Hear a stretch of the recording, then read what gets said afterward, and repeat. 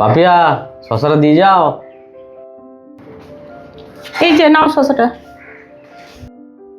দাও।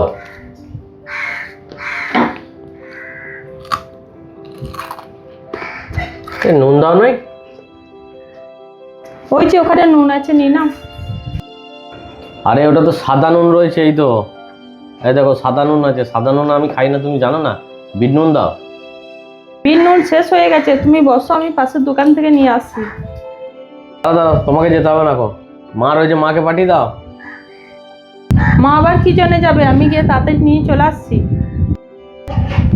ও মা, তুমি যাও না, গিয়ে তাড়াতাড়ি করে নুনটা নিয়ে এসো দোকান থেকে, যাও।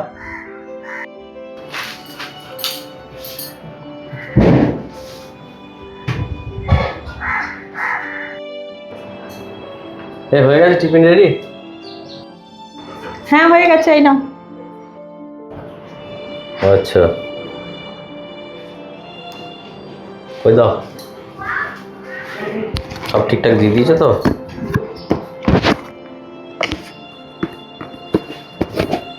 গুড় দাও নি? না না, গুড়টা শেষ হয়ে গেছে। তাহলে আমি কি দিয়ে টিফিন নিয়ে যাবো? তুমি তো জানো আমি গুড় খেতে খুব ভালোবাসি। ঠিক আছে, আজকে নাও, চালিয়ে নাও। তুমি অফিস থেকে আসার পথে নিয়ে আসবে, আর তুমি না নিয়ে এলে আমি নিয়ে এসে রেখে দেবো। আমার এখনো হাতে সময় আছে, আমি বসছি। মাকে পাঠিয়ে দাও, গুড়টা নিয়ে আসুন মা। দূর, তুমি কেন মাকে পাঠাচ্ছ? তুমি বসো, আমি গিয়ে নিয়ে আসছি। না না, তোমাকে যেতে হবে না। মা, ও মা, গো মা, মা বলছি দোকান থেকে গুড় নিয়ে এসো। তো যাও যাও, দোকান থেকে গুড় নিয়ে এসো।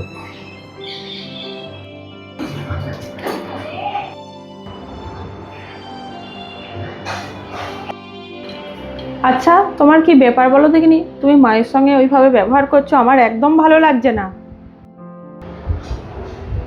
আচ্ছা, মায়ের রিপোর্টগুলো কি এসছে? মায়ের বিপি, সুগার, থাইরয়েড সব নর্মাল, সব কমে গেছে।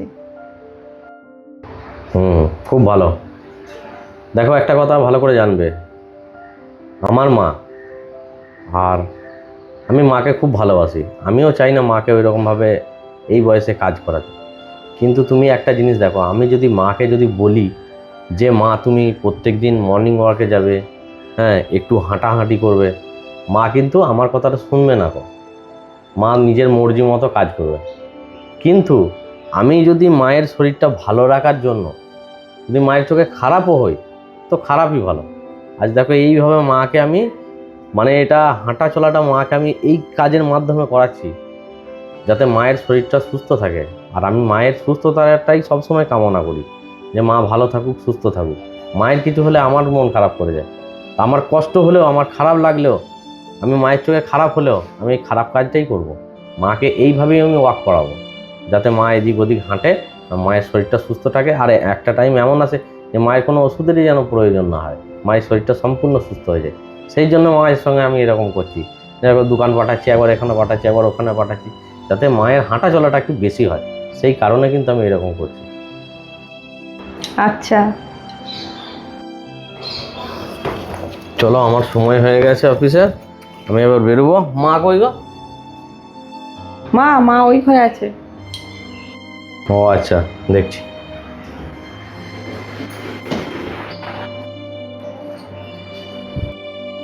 মা, বাচ্চাগুলো যখন ছুটি হবে আমার ছেলে দুটো, তখন ঠিক টাইমে নিয়ে আসবে। লেট করবে না যেন, লেট করলে আবার মুশকিল হয়ে যাবে, ওরা থাকতে চায় না ছুটি হয়ে গেলে দাঁড়িয়ে। ঠিক আছে? বেশ ঠিক আছে, নিয়ে আসবো। দেরি করো না যেন, একদম ঠিক টাইমে চলে যাবে আনতে।